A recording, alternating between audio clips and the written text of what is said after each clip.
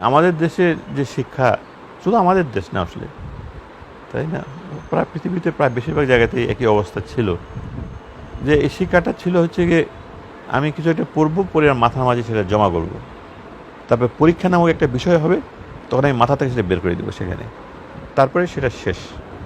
Alright? এবং আমার মাথায় করে যে আমি নিয়ে গিয়ে লিখে দিয়ে আসলাম ওখানে, উগলে দিয়ে আসলাম। এটা কিন্তু তো শিক্ষা হয় না। রবীন্দ্রনাথ ঠাকুর সে কত প্রায় শখানেক বছর আগে বলেছিলেন যে পকেটে করে নকল নিয়ে, সেই নকল দেখে আমি পরীক্ষা দেওয়া যদি অপরাধ হয়, তাহলে মাথায় করে একটা নকল নিয়ে লিখে দিয়ে এসে সেটা কেন অপরাধ না? সেটা তো অপরাধ। Alright? কাগজে লেখার মাথায় লেখার একই কথা তো। তার মানেটা কি? তার মানে হচ্ছে কি, না আমার মাথায় জোর করে কোনো একটা জিনিস নিয়ে পরীক্ষা হলে উগলে দেওয়াটা লেখাপড়া না। এটা বুঝতে হবে আসলে।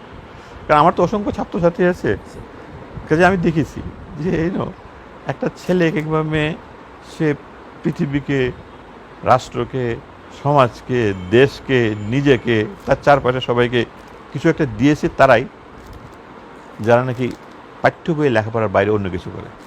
ওকে, সেটাকে প্রয়োগ করে তারা। ওকে, কাজেই প্রথমত আমি অনেক উদাহরণ আছে। আমাদের বিশ্ববিদ্যালয়গুলোতে ভর্তি পরীক্ষা হয়, সে ভর্তি পরীক্ষার পাস মার্ক পর্যন্ত তুলতে পারে না তথাকথিত জিপিএ 5ধারী ছেলেমেয়েরা। তো তুমি যদি জিপিএ 5 পেয়ে পড়াশোনা শেষ করেছো, তুমি কেন ইউনিভার্সিটির ভর্তি পরীক্ষা পাস করতে পারবে না? তাই না? ঠিক আছে, প্রতিযোগিতামূলক, কাজেই ইউনিভার্সিটিতে ভর্তি হওয়ার সুযোগ হয়তো কম, সিট কম, কিন্তু পাস মার্ক তোলা তো কঠিন হওয়ার কথা না। তুমি পাস মার্কটা তুলতে পারো না কেন?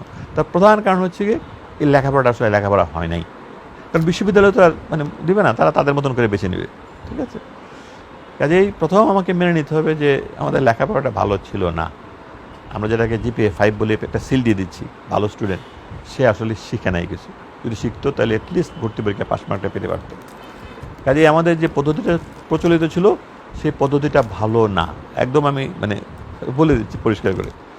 এখন যে পদ্ধতিটা নেওয়া হয়েছে, এর থেকে আগেরটার থেকে খারাপ হওয়ার কোনো স্কোপ নেই। Plain and simple. কারণ আগেটা এত খারাপ ছিল, এর থেকে খারাপ হওয়া খুব কঠিন। আর এই পদ্ধতিটা চালু করার আগে, সেই কোভিডের আগে সেখান থেকে প্রক্রিয়াটা শুরু হয়েছে আসলে। নর্মালি আমি যেহেতু বাংলাদেশের শিক্ষার সঙ্গে চোখ রাখি, কী হচ্ছে দেখার চেষ্টা করি, কাজে আমি প্রথমবার দেখতে পেলাম যে কোনো একটা বিষয় প্রয়োগ করার আগে তারা প্রচুর হোমওয়ার্ক করেছে, অসাধারণ হোমওয়ার্ক করেছে। আমার কাছে যখন পাঠিয়েছে যে আমার কাছে দেখার জন্য যে আমি কি বলি, আমার প্রথম অবজেকশন ছিল যে সায়েন্স, আর্টস, কমার্স যে তোমরা একত্র করে দিলে, তার মতো সে সায়েন্স কম শিখবে।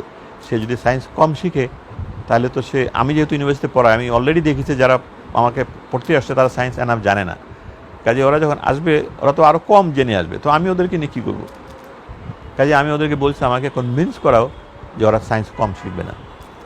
ঠিক আছে, তখন ওরা সত্যিকারভাবে আন্তরিকভাবে চেষ্টা করে আমাকে দেখিয়েছে যে যদিও স্কুল কলেজ ইয়েতে সায়েন্স, আর্টস, কমার্স একত্র করে দেওয়া হয়েছে, কিন্তু কলেজে যখন যাবে, সেই কলেজে ওরা কিন্তু আগের মতন আর অনেক কিছু পড়বে না। তখন ওরা ফোকাসড নিজের সাবজেক্টে, যারা সায়েন্স পড়ে তারা সায়েন্স বেশি পড়বে, যে হিউম্যানিটিস পড়ে সে হিউম্যানিটিস বেশি পড়বে।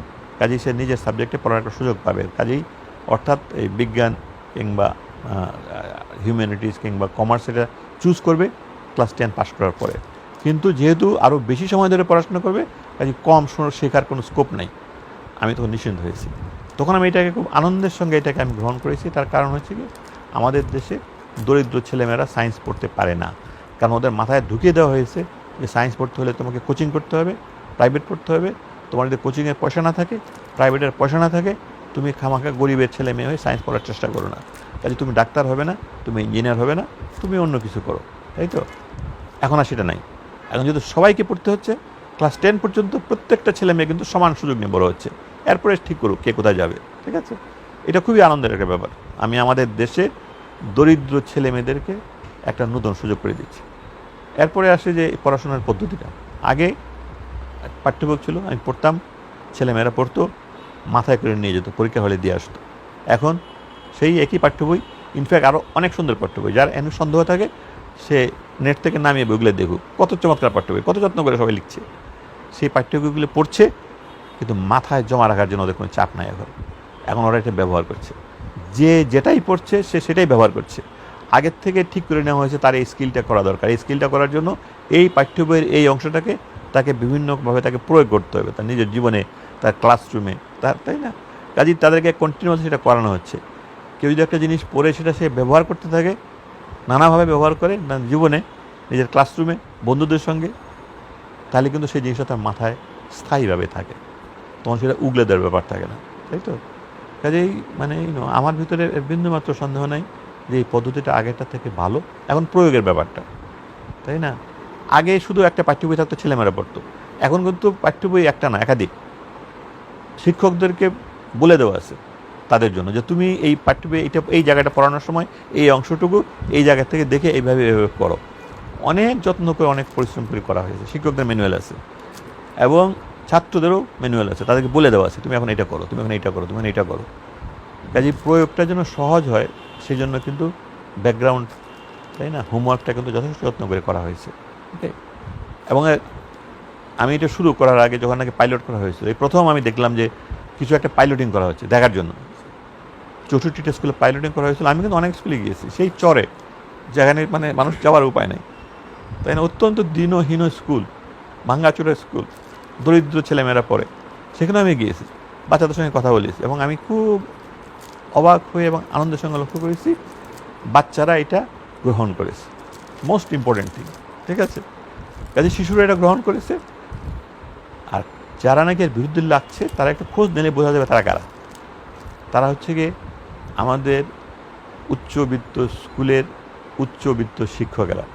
কারণ যারা নাকি প্রাইভেট পড়ান এবং কোচিং পড়িয়ে বিশাল অর্থ উপার্জন করেন, হঠাৎ করে তারা আবিষ্কার করেছেন যে এই নতুন পদ্ধতিটা যদি চালু হয়ে যায়, কেউ তো আর কোচিং করবে না, কারণ কিন্তু কোচিং পড়ার কিছু নাই, ঠিক আছে?